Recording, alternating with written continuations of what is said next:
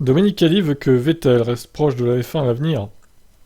Écoutez, j'ai quelques doutes là-dessus, honnêtement, j'en doute. Hein. Entre autres choses, nous avons parlé de sa décision et de l'avenir. Sébastien, pardon, sera toujours associé à la F1. Et bien sûr, nous voulons que ce lien reste étroit à l'avenir. Mais est-ce que lui a envie d'être associé à la F1 en fait? Est-ce qu'il veut pas complètement passer à autre chose? S'il est intéressé par l'idée de faire partie de notre système et que les approches s'accordent, je l'accueillerai bien sûr ici. Mais nous savons que déjà après la saison, il veut faire le tri et profiter du temps avec sa famille.